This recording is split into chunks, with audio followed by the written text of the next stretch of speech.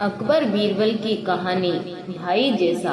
बादशाह अकबर तब बहुत छोटे थे जब उनकी माँ का देहांत हुआ था।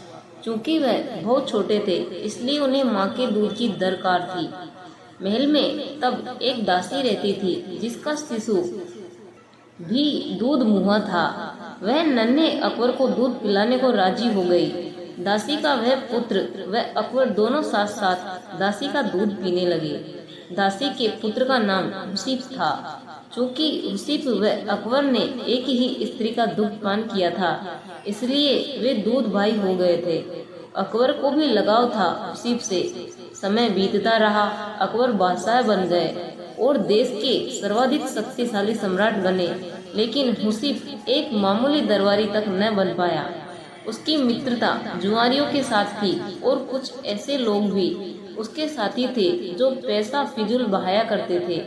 एक समय ऐसा आया जब हुसीब के पास 2 समय के भोजन के लिए भी पैसा पास न था। लोगों ने तब उसे बादशाह के पास जाने को कहा। हुसीब ने बादशाह अकबर के पास जाने की तैयारी शुरू कर दी। हुसीब के दरबार में पहुंचते ही बादशाह ने उसे ऐसे गले लगाया जैसे उसका सगा भाई ही हो। लंबे अरसे के बाद हुसीब को देख बादशाह बेहद खुश थे। उन्होंने उसकी हर संभव सहायता करनी चाहिए। हुसीब को अकबर ने दरबार में नौकरी दे दी। रहने के लिए बड़ा मकान, नौकर चाकर, घोड़ा गाड़ी भी दी। निजी खर्च के लिए एक मोटी रकम हर महीने उसको मिलती थी। अब हुसीब की जिंदगी अमन चैन से गुजर रही थी। उसे किसी चीज की कोई कमी नहीं थी। यदि तुम्हारी कुछ और जरूरतें हो तो बेहिचक कह डालो, सब पूरी की जाएगी, बादशाह ने हुसीब से कहा। तब हुसीब ने जवाब दिया, आपने अब तक जितना दिया है वह काफी है शाही जीवन बिताने को। बादशाह सलामत, आपने मुझे इज्जत बख्शी, सर उठाकर चलने की हैसियत दी। मुझसे ज्यादा खुश और कौन होगा।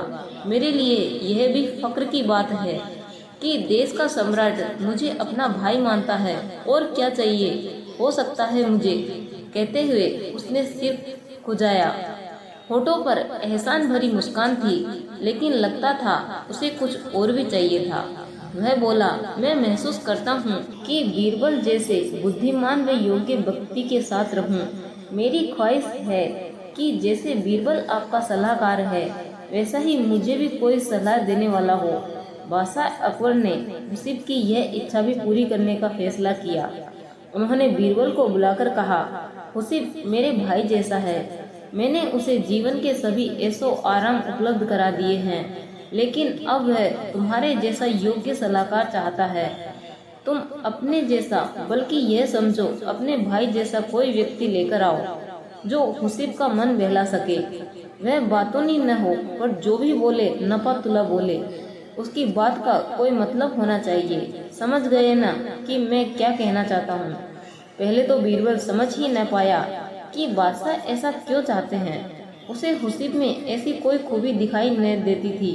जी हुजूर, बीरबल बोला, आप चाहते हैं कि मैं ऐसा आदमी खोजकर लाऊं जो मेरे भाई जैसा हो। ठीक समझे हो, बादशाह ने कहा।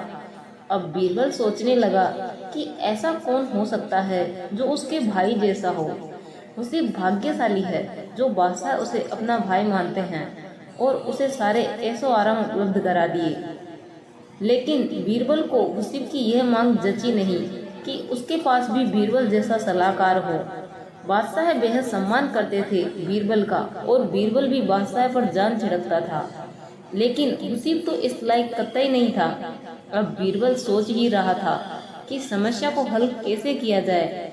तभी पास की पशुशाला से सांड के रंभाने की आवाज आई। बीरबल तुरंत खड़ा हो गया।